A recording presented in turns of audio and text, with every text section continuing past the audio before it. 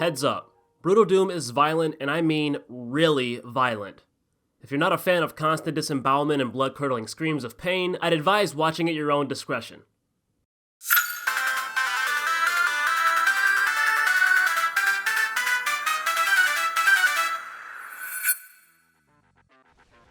My history with Sergeant Mark IV's Brutal Doom was strange.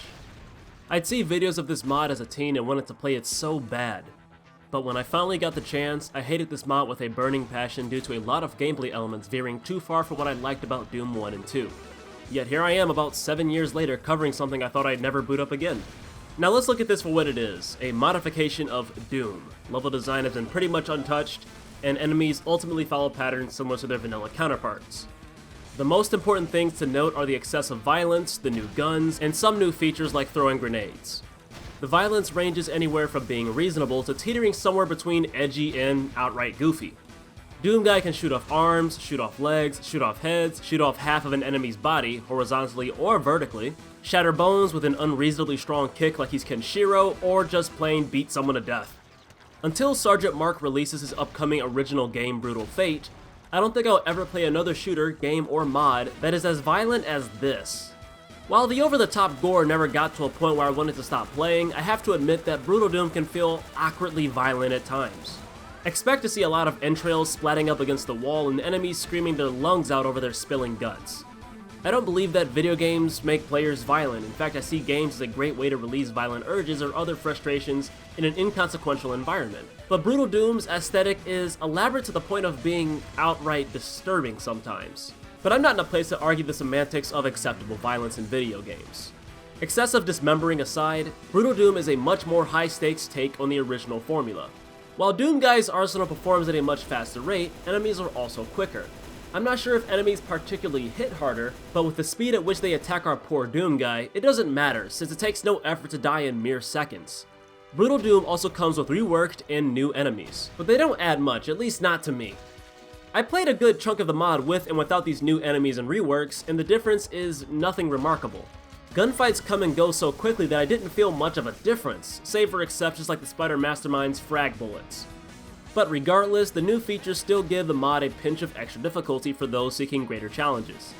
Speaking of difficult, most weapons need to be reloaded. And while this sounds counterintuitive for a mod based on games with a combination of tight corridors and big arenas, this generally works very well. In the original Doom 1 and 2, taking cover was hardly necessary, and while this wasn't inherently bad, neither games required much strategy to play. With a combination of reload times and far more dangerous enemies, I'm more self-conscious when playing this mod, meaning that I'd naturally try to plan ahead for encounters and reasonably use as much cover as possible. But despite my new appreciation for Brutal Doom's combat, it isn't without flaws. One of the first issues that I noticed was that the new guns weren't all that great. Most of them are either very similar to existing guns or just aren't as fun to use. One of the few exceptions to this rule is the auto shotgun, which is both awesome and devastating. The second issue is that faster weapons means that the best guns get even better, causing tools like the chain gun and super shotgun to make the mod ironically easier than the base game in certain situations. The new super shotgun in particular is a monster, since it's able to fire both shells separately. On the other hand, Brutal Doom's punishing nature can be unreasonably cruel at times, especially in tight rooms that are just tight enough to make survival chances low, and the same can be said for open areas that are just open enough to make retreating a pain. I can't be the only person to notice these difficulty spikes and drops, because there's a sub-mod called Project Brutality that attempts to rebalance the core gameplay of Brutal Doom. Although it's not a straight replacement, this sub-mod's quality shines bright, as it comes with more customizable features and combat pacing that closely echoes classic Doom, instead of the lightning-fast Brutal Doom. The gore and glorification of violence is also toned down significantly, so seeing a zombie scream as blood shoots out of his chunked neck isn't something to be witnessed every few seconds or so. If that wasn't enough, this sub-mod also comes packed with 3 modes: Project Brutality's take on Brutal Doom's formula, Brutal Doom itself, although this version is based on the sub-mod's balancing, and Traditional, which is basically vanilla Doom with extra violence and other minor adjustments.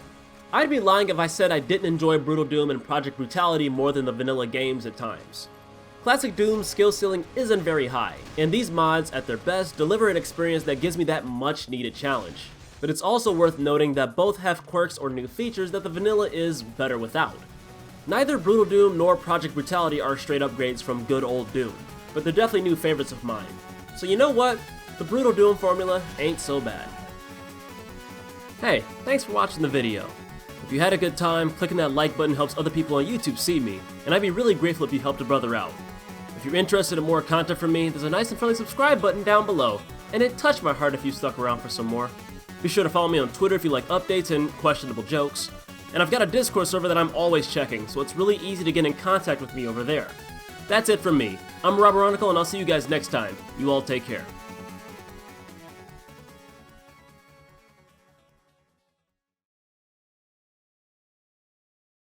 Wow, Rob. That was a pretty solid commentary cutlet on Brutal Doom. All that's left is to cover HD.